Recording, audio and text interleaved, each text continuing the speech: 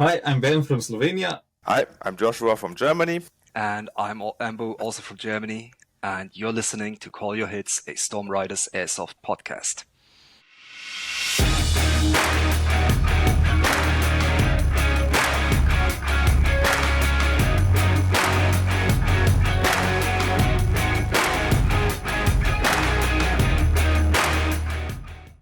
Thanks for joining us, everyone.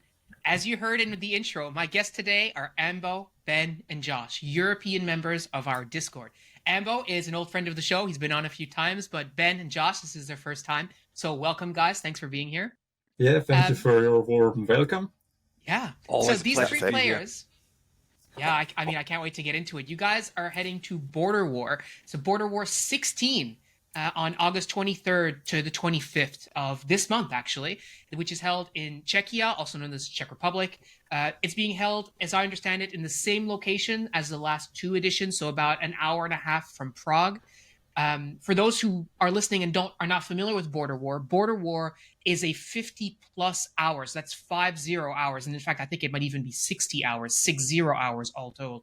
It's a huge Milsim that features many different types of objectives and gameplay. You've got capturing strategic locations, controlling resources like oil rigs, water pumps, and even have different classes of vehicles like recce jeeps and armored personnel carriers, and so on and so forth. Border War is one of the premier Milsim events in the world. It's been repeatedly voted best airsoft event for over 500 players by the Airsoft Players Choice Awards.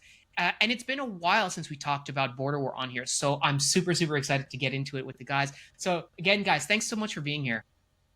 Always a pleasure. Yeah, you're welcome. Thank you for having us. So actually, Ben, I want to start with you. So my understanding is, so you've been playing Airsoft for about 10 years, but this is your first Border War event. Yes. How did you get roped into this? Like, what drew you to Border War? So basically, I have been looking at Border Wars for some time now, but never got the kick in the ass to go do that. And then sometimes, like during the winter, I think, Ambo just told me that their team is short one player and asked me if I would want to come with them. And I decided that I would jump at that opportunity and join them. And funny thing is, a few weeks after that, my team has decided to go to Border War, but I already told Ambo I'd be coming with them. So, yeah. Thanks for sticking with us. Yeah. So I'm curious from your perspective, especially like being a European airsofter, I'm assuming you had heard about Border War before, right? Yes. Actually, the first time I heard about it was from one of Norwich's videos, and which is probably where most of the people heard about it.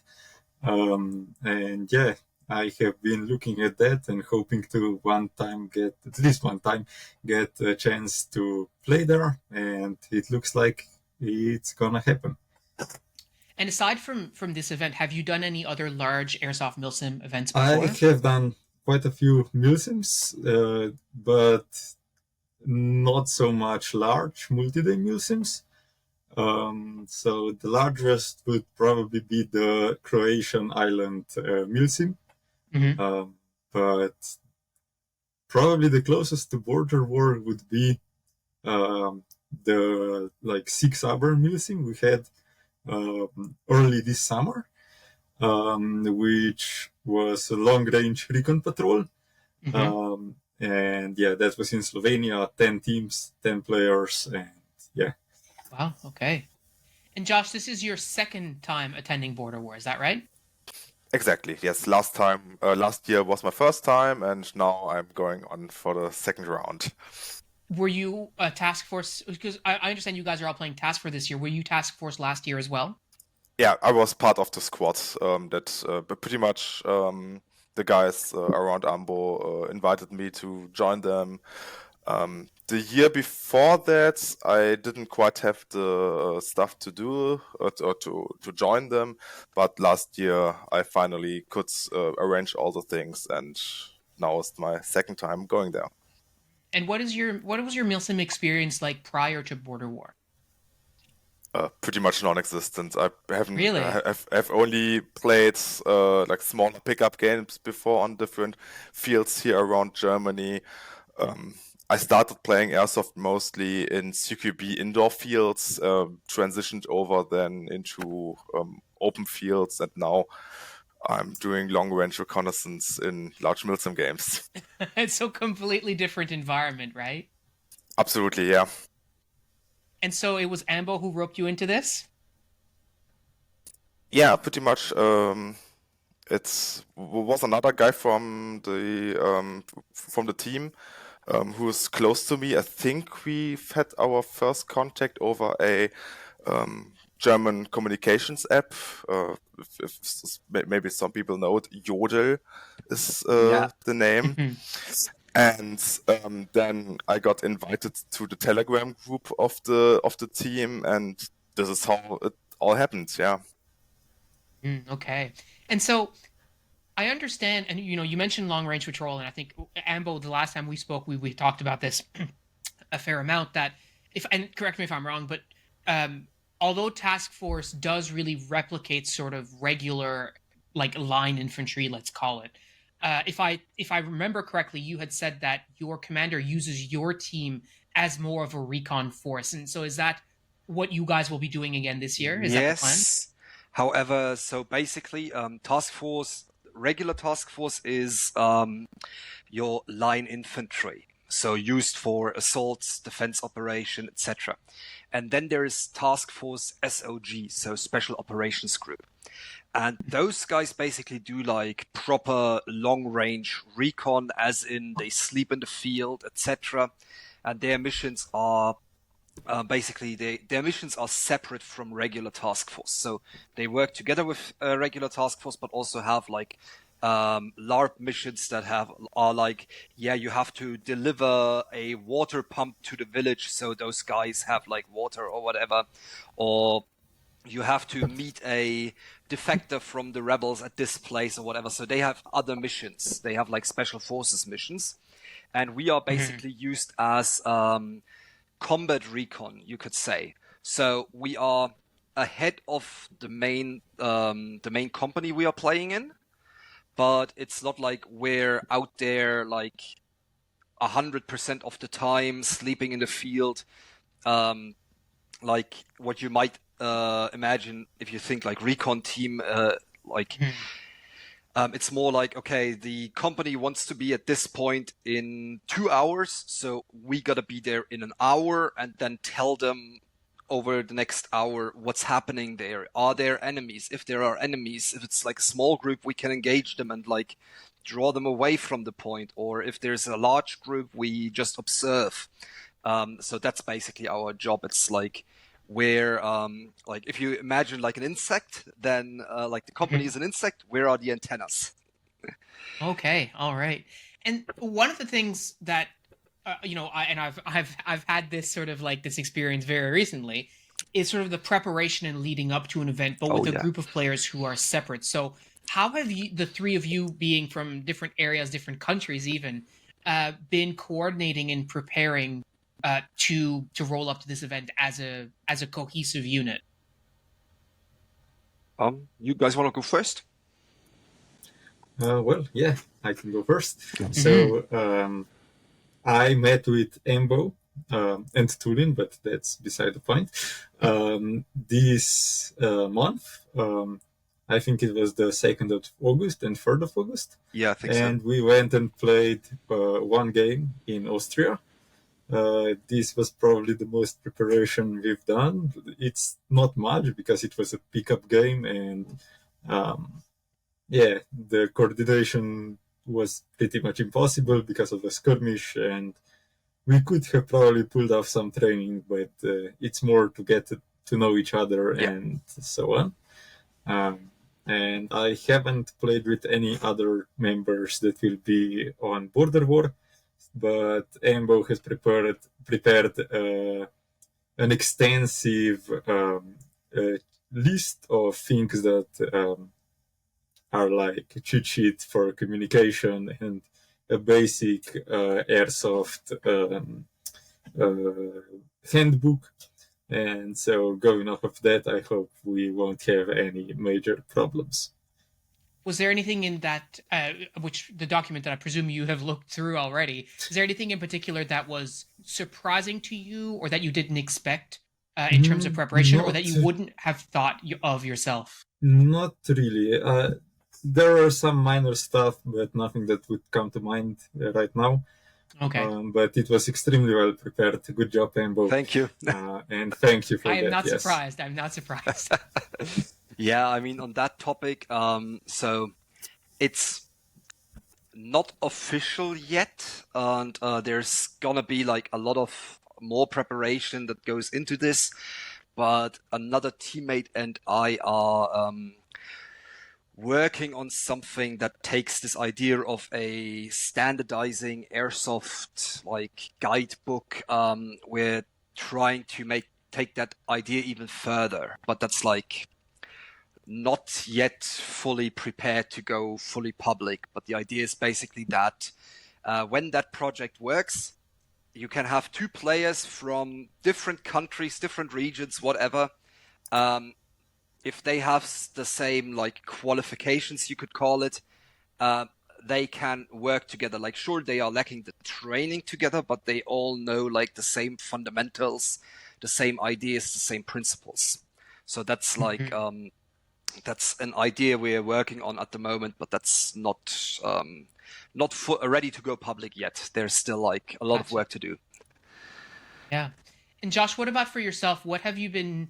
I've seen you posting on your ruck marches and stuff that you're going on in preparation. So tell me a little bit about what your prep has looked like.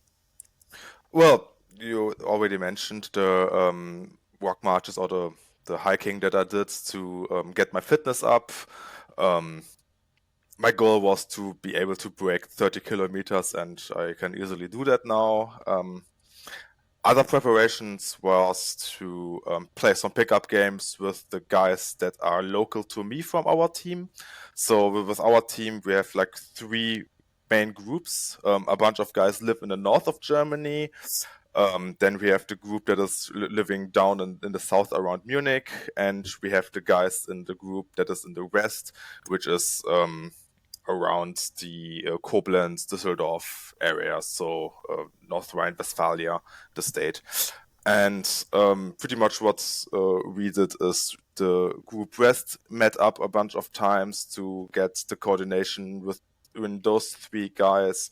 And then we have like all these 3, let's say, fire teams that work together, and then the teamwork between the fire teams can be done quite easily because, well, we know each other now by a bit.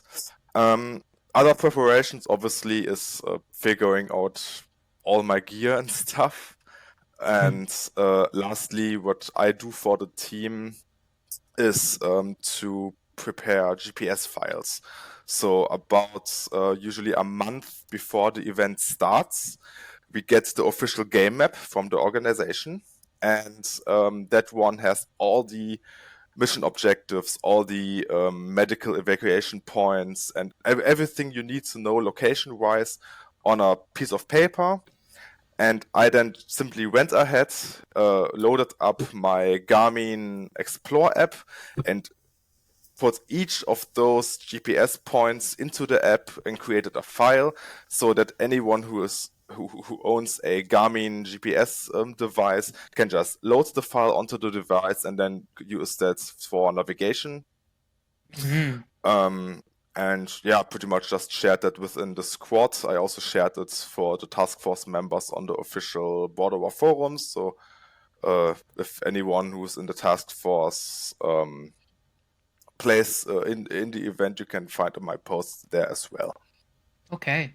So at time of recording, this event is happening basically in a week's time, let's call it.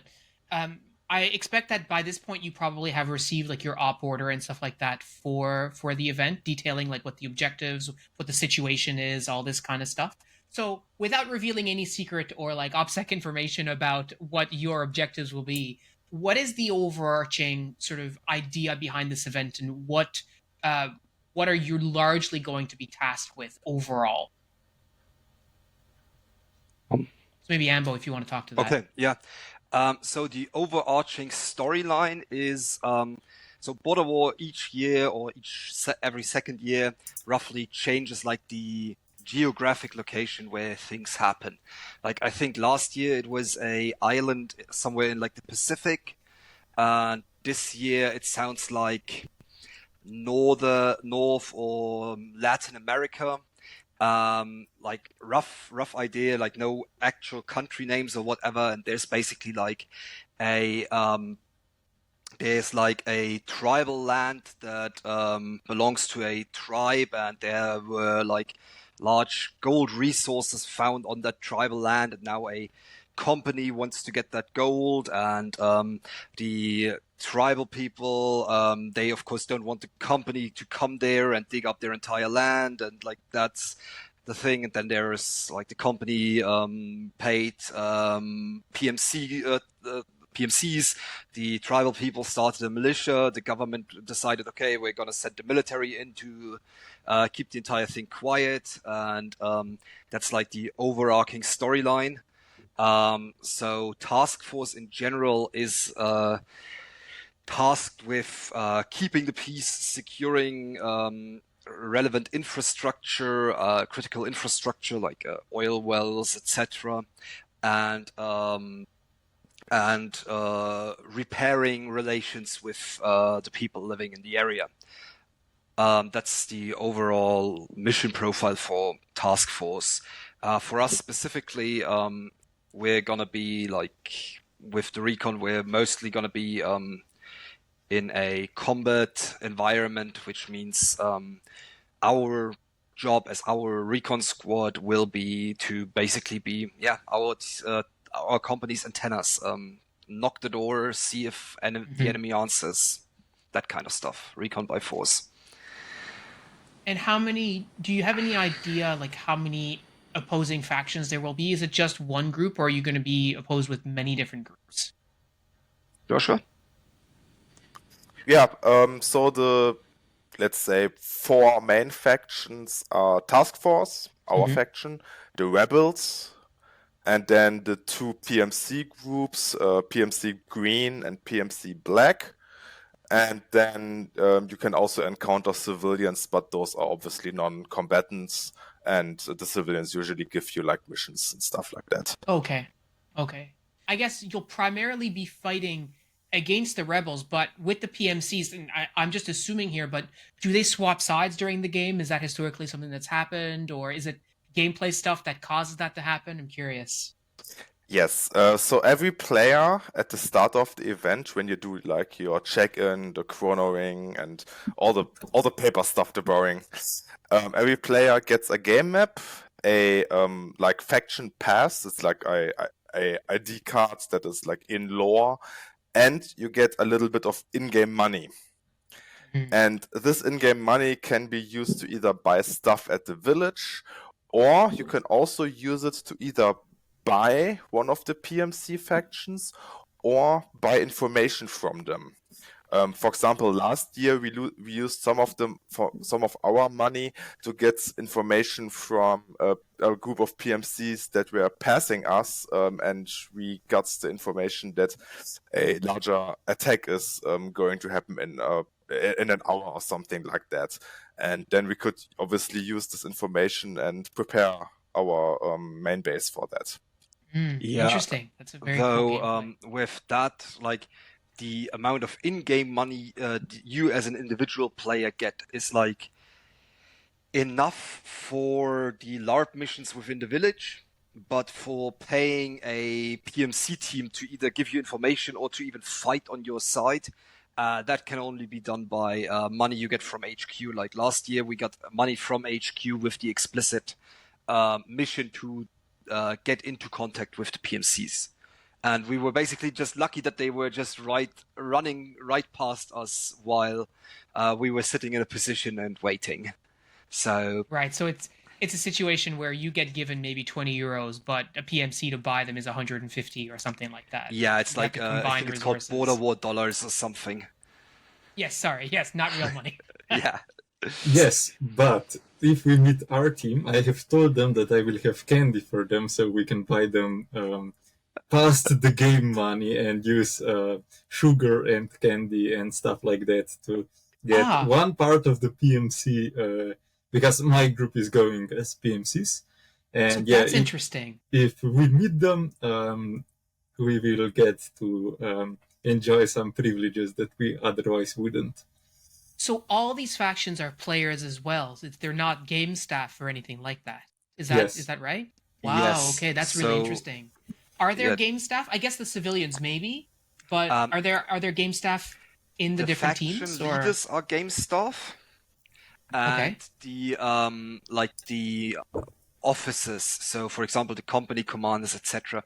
Those are seasoned players, so players that have played a long time, played like as squad leader, then platoon leader, then company leader at some point, and they have like trustee status, meaning that, for example, if there is a firefight, they have like also those blue vests that designate a game marshal. They can also throw them over and make sure this firefight is happening in fair conditions. The LARP players in the village are actually, as far as I know, they are like a LARP group from the Czech Republic that basically they're not game staff in the sense that they are paid actors, but they are also like not players, but they're like there to LARP, and there's airsoft players running through the LARP and talking with them basically.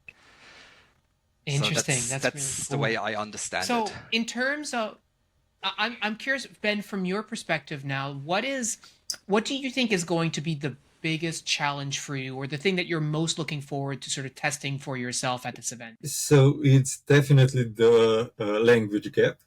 I Okay. know a little bit of German, but it gets me through in like a shop, or like if I try to buy something, or like in a civilized how do I say that?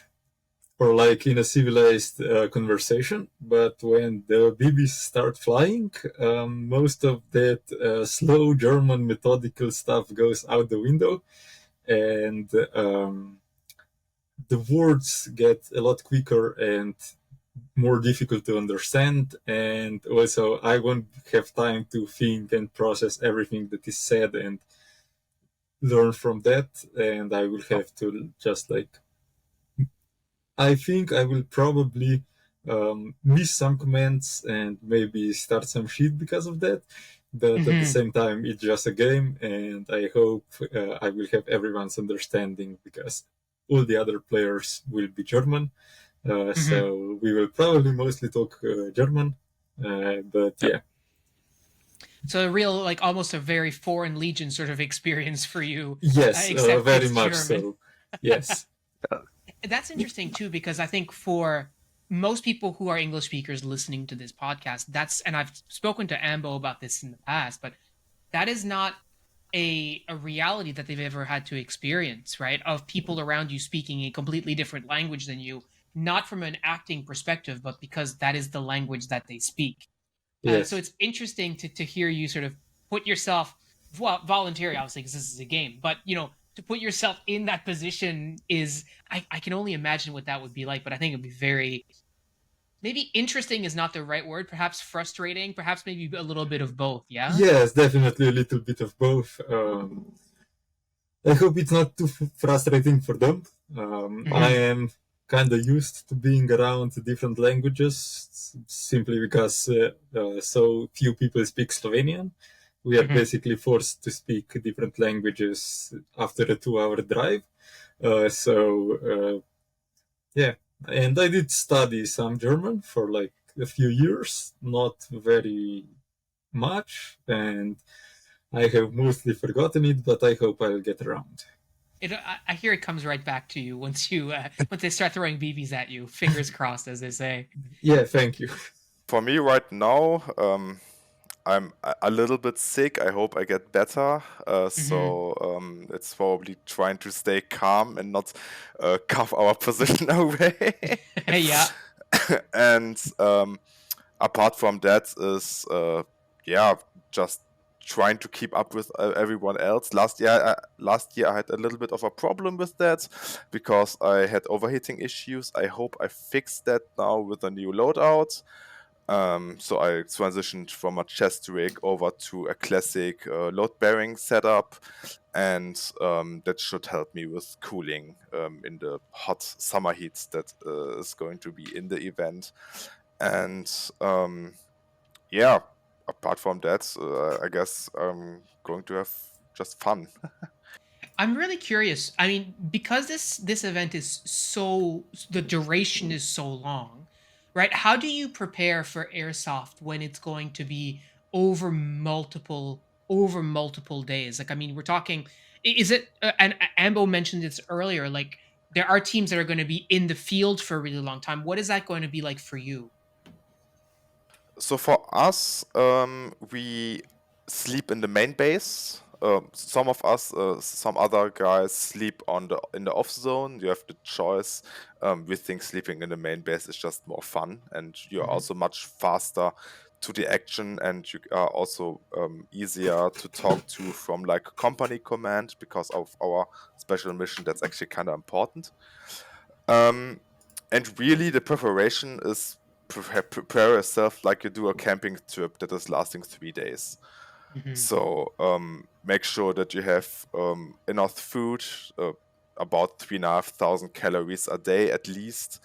Um, Make sure that you have enough electrolytes, that you have a tent that doesn't break, that you have like a sleeping bag and everything. And then only then you should consider the airsoft side. So make sure that your gun is working, make sure that your gear is working, have enough batteries. So know roughly how many batteries you use a day, and then bring according to that. When you run HPA, have enough air with you, and yeah, it's just really all these planning steps. Having a checklist really helps here, and yeah. Okay. What about for you, Ben? Like, is there anything in particular, some considerations that you're you're bringing that you have never had to do for airsoft before because of the duration of this event? So yes, basically because of the duration and because I plan on using my Daytona RPK, Hmm. I will bring two HPA bottles and an HPA compressor. So I, I I think I'll be bringing an HPA compressor because right now it isn't working. I think the clutch burnt out on it. Okay. So I am in the middle of fixing that. If I manage to get it fixed, because I am leaving on Wednesday evening, and right now on time of recording it's Sunday, so I have 2 days or 3 days to fix it, and yeah, we'll see how it goes. But other than that, I have been walking and running a lot. Hmm. Last weekend I managed altogether to get 80 kilometers in, so I hope it will be enough. um, Yeah, I would say so. Yeah. yes. um, And And yeah, I hope I don't overheat. I will probably be using a chest rig, but I will also bring my plate carrier because I'm not entirely sure if I will play the entire time with an RPK, simply because being the Daytona, it has some minor issues. So I might be playing with the M249 also. gotcha. Okay.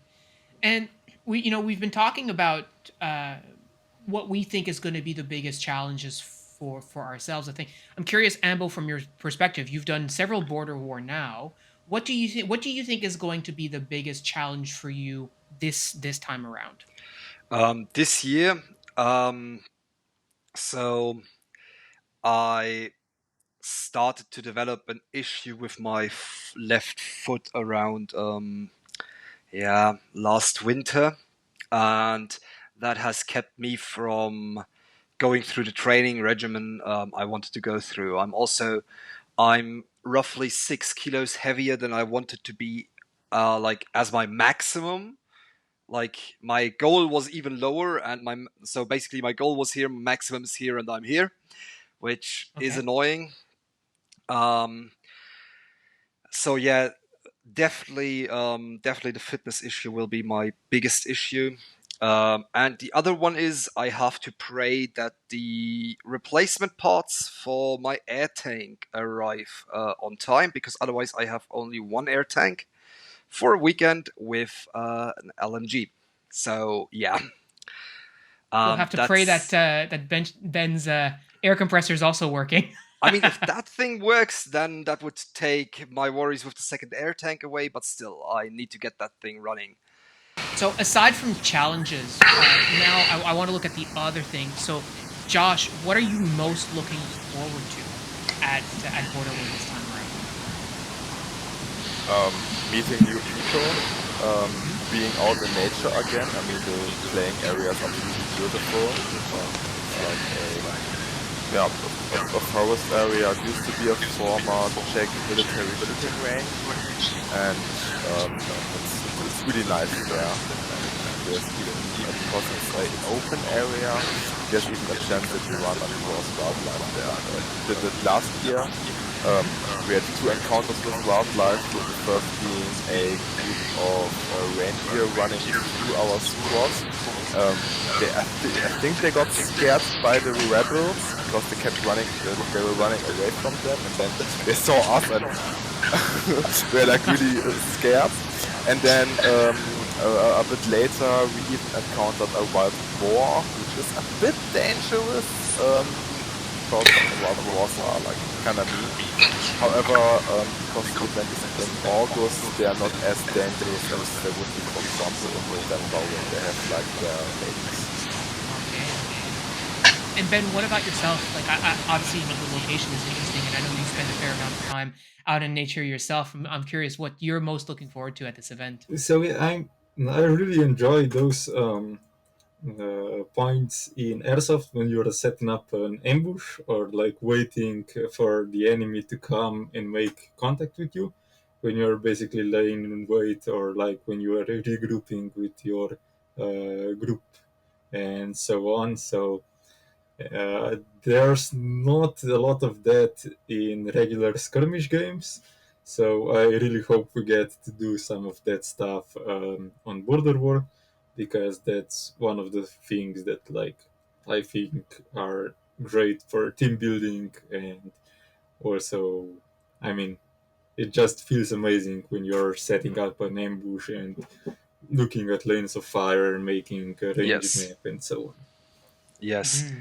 I absolutely agree with Ben. Like the feeling of you prepare something, or also like the thing for example, we had it a few years ago where we were operating in a small 3-man team and there was like 30, 40 enemies. No, 4-man team. There was like 30, 40 enemies, and we could watch them, but if we had engaged them, we would have been obliterated. So this like lying low, waiting, letting them passing on the information, like seeing and not being seen. That's something that's also a lot of fun. Yeah, definitely something to look forward to. I think for any event of this kind, like we obviously, you want to do well, you want to win. I'm curious for you, Ambo, like what is your definition of success? Like how will you know that you had a successful event coming home from Borderwar? What will you point to? For me personally, it's 2 things. One thing is like literally, do I feel like I had fun? Like, did I enjoy what I did? And it's often like, I think I said that last year, it's like this sucky kind of like, yes, I did it fun, where like like while you're doing it, it's not fun, but afterwards you're looking back and think like, yes, nice. That's one thing. The other thing is, my goal is to basically bring the same amount of people back into the base as we walked out with. Like in a perfect mission, we don't lose anybody. We either don't get into firefights or we win our firefights with overwhelming force. So that's like the 2 things where I measure success. 1, how did it feel for me? And 2, were we able to pick our firefights at our discretion, and did we manage to win those firefights, and did we manage to not lose people during them? Because like the worst case scenario is basically obviously you run into a prepared enemy. That's the worst case scenario. And the best case scenario is we are always prepared when the enemy runs into us. Of course, that will not always happen, but if we manage to make it happen more than 50% of the time, that's already really good. And for the rest of the times, if we manage to basically be prepared, unprepared, so meaning, of course, we're not on the ground in a position waiting for the enemy to run into us, but we are moving, the enemy is moving, and we notice the enemy first, also still really good. The things I want to avoid is 1, both of us are moving and the enemy notices us first, or 2, we are moving, the enemy is in position and just opens fire. That's the 2 things I want to avoid. Josh, what about yourself? Like, second time you have some expectations of what was like the first time. What's your measure of success aside from the fun, which we know obviously we're going to play airsoft, we all want to have fun, and sometimes, like Ambo said, it is that as they call it, type 2 fun, where it sucks at the time, but after you're done, you're like, well, I'm glad I did that. But what is your measure of success? Like, what is the one thing that you hope to accomplish, or that you'll be able to know, oh yeah, I did that, and I'm happy that happened? Obviously take part in the missions, so like being the first guy that got shot out always kind of sucks, so survive the firefights, and then if possible take out more enemies than yourself got hit. So last year my so to speak kill to death ratio was, I think, 8-4. So I hit 8 enemies and got shot out 4 times during the entire event, and obviously I tried to beat that. And on top of that, radio out positions of enemies, have fun, obviously, and get home safe as well. It's crazy to me to think though, and you said in this last event, over 50-hour Milsim, you hit 8 players and got hit 4 times. That does not seem like a very high number. And I'm not saying that you're not good. That's not what I'm trying to say, but you would expect that over like 2 full days of play, you would, hit more than, or encounter more than, 8 players to hit or get hit 4 times. Tell me a little bit about why that number is so low. I would say this is down to our mission. Our mission is not to engage the enemy head first and try to shoot out as many enemies. Our mission is to look at the enemy, tell the command where the enemy is, and preferably don't get shot. Another reason is the size of the play area. The game map is about 3 by 3 kilometers, so it's absolutely huge. So you can walk several hours without encountering a single enemy. Last year, for example, on the second day, we had like a little special mission. We walked about 5 to 6 hours and only encountered a enemy patrol a single time, and we broke contact and then kept walking, and then didn't see anyone for another 2 hours, and then we maybe saw someone in the distance, but they had no chance of seeing us, and yeah. That's and for our American listeners, 3 kilometers is just about 2 miles. Just to put that out there. Yeah, roughly. So that's and I mean that makes a lot of sense. Like that's a huge play area that many airsofters have never, and myself included, have never experienced a play area quite that large. Ben, what are you hoping is going to be your biggest skill that you're bringing to the table, like the thing that you don't have to worry about, that you have like rock solid for this event? What do you think that is? I would say that's my fitness. I am quite used to long walks, being in nature, staying out there. Yeah, that's one of the things I don't see any problems with. I also don't think I'll have problems with stuff I bring out to the field. So maybe what I bring to the base might be a bit of a problem, but what I bring out onto the field to play shouldn't be any of a problem. I do have some experience with playing in stuff like that. So, yeah. What would you say is the if you had someone, for example, from like our community, you're asking you like what is the most important thing that you bring to an event like that, aside from like your your guns and your iPro and all that normal stuff? What is the one thing that you for an event like this would never hit the field without? I would say some cold weather, not cold weather. I would say some rain gear and Mhm. some extra socks. That I always preach extra socks. Socks are some of the most useful things you can have. You can use them as bandages in the most extreme circumstances.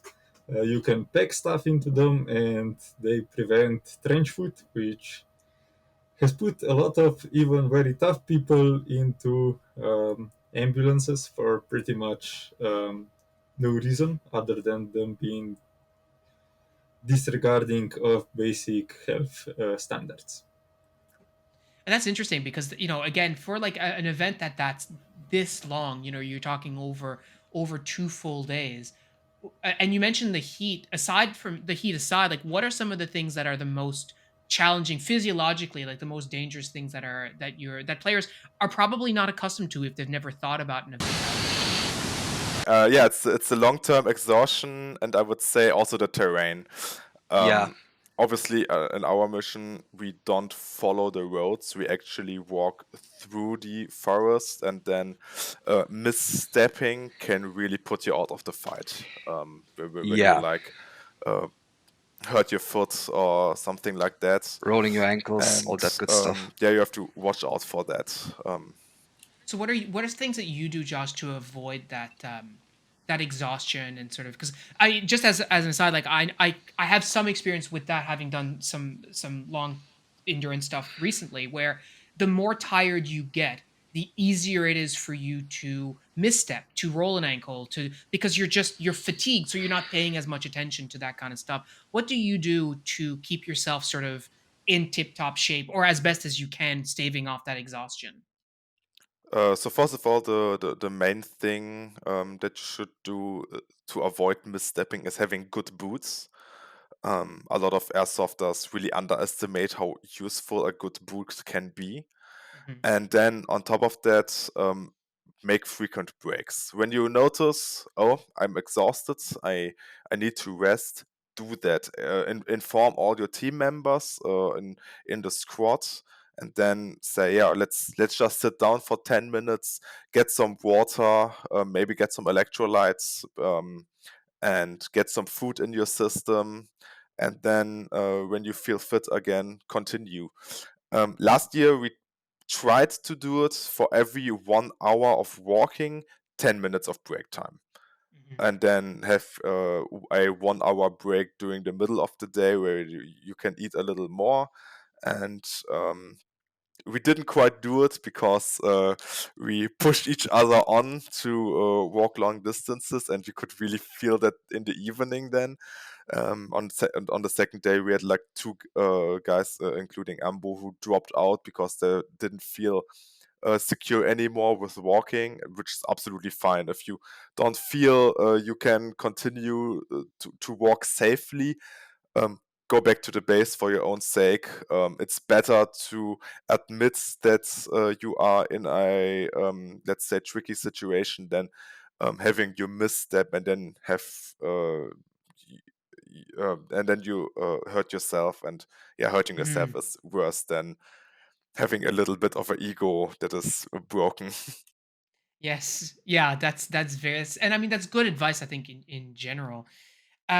Ben, I know you're probably not going to have too much trouble keeping up just based on the mileage we were just talking about. You should be doing pretty okay.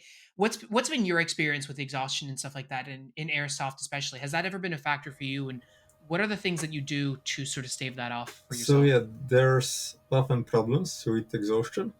I mostly notice that by lack of attention I get Before I get to misstepping and stuff like that, I seem to just like ignore enemies, even though they might be very obvious in their places, and I kind of usually end up getting hit because I stop being so careful or stop being so attentive.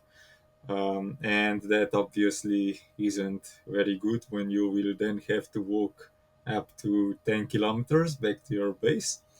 Mhm. But yeah, I think that frequent breaks and having some snacks can really turn back on.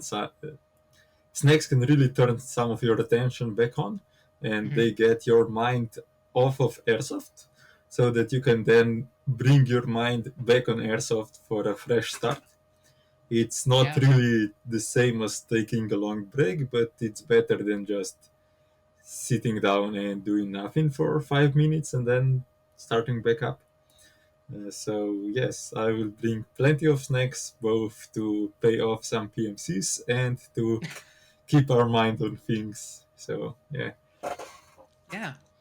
Well, I mean, this kind of event, I mean, is just and it sounds like it's not. It doesn't sound very, and I mean, you correct me if I'm wrong here, but it's not very good for beginners. I mean, I wouldn't.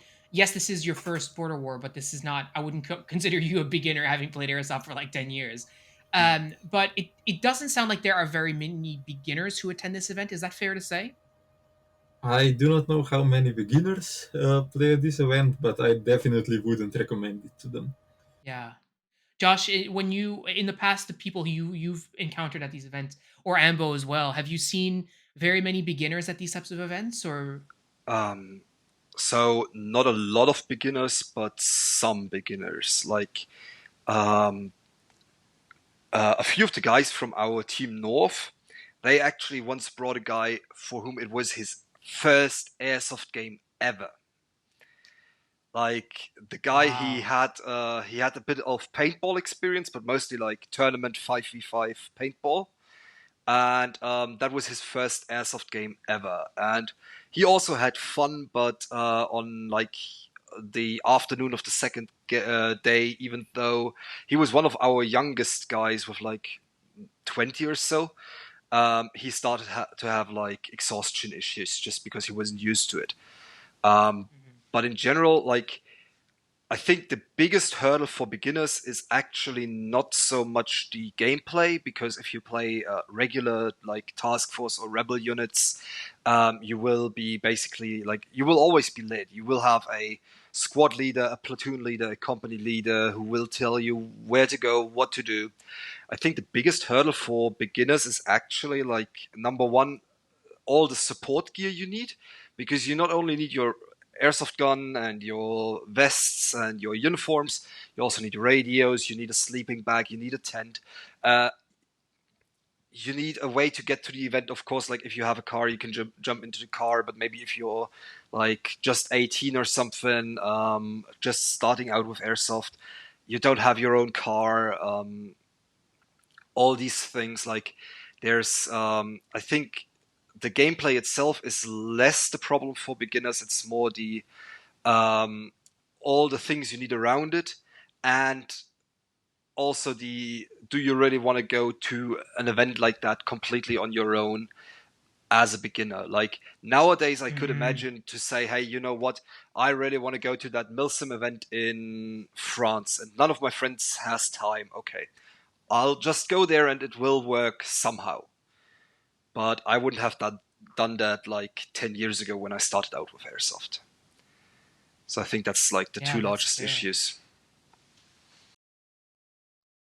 And I mean, the thing is that it's okay. Like, I mean, not all airsoft events have to be open for everyone, but at an event like this, as Josh was describing too, like if you're walking for an hour and you don't encounter anyone, and then you have an ambush and you tag two players and you get tagged yourself, and then it's another 2 hours before you engage somebody else a second time, or maybe even longer than that, where it's 50 hours, I think, or more. Like, I think that's not necessarily the kind of action that I think a lot of beginners are, or I would say most beginners are really getting into airsoft for. yeah, there's going to be a weirdo every now and then who that's what they want, but the average person, I would say, it's not the typical airsoft experience. But it does sound like a really tremendous experience. We didn't talk about like the vehicles or anything like that, although I know that's a huge factor as well at Border War. But so you guys have basically just another couple of days. Well, for Josh, you have a couple of days to try and get a bit better. For the rest of you to sort of like try and get everything squared away. Yeah. And I guess you're going to be just, in 4 or 5 days, you're going to be in the woods, hopefully in nice enough weather, not too much rain or not too much heat. Do you have any idea what the forecast is going to look like for this event? I wouldn't really trust the forecast a week out. And also, while yes, rain sucks, there's like in German you say, Regen ist der beste Freund des Infanteristen. Rain is the best friend of the infantryman. Because actually, Okay. like, if it's raining, like, electronic stuff, like electronic reconnaissance stuff, doesn't work as well. That's not as much as Border War. Like, you don't have, like, airplanes with infrared cameras, of course. But also, if the other players are also getting wet, and you are motivated, and they think, oh no, I'm getting wet. I want to stand here like under a tree where I don't get wet. I don't want to move. I don't want to lie down in the mud. And you are ready to do all those things, then you can really surprise people. So, like, bad weather can also be an opportunity. Yeah, that's a fair point. Well, guys, I'm very excited to hear how everything goes at this event. I wish you the absolute best of luck. I know that you're going to have a great time regardless. That part I know is going to be fine. Thank you. But I do hope you have good luck. I hope that you get exactly the kinds of conditions that allow you to do the kind of work that I've heard about today, setting your ambushes and getting all that sweet airsoft action you're looking for. And thank you so much for coming on. I really appreciate your time today. Yeah, thank you for having us. It was Thank great. you for having us. Yeah. So, yeah. As you may have noticed, we lost Ambo on the feed. There's some bad weather where he is, so unfortunately he had to disconnect for the rest of the call. That being said, thank you so much for listening to this episode. Guys, again, I hope you have really great luck at this event, and we will be chatting with you when you return. Thank you all so much for listening. That's all we've got for you this week, and we'll talk to you next week.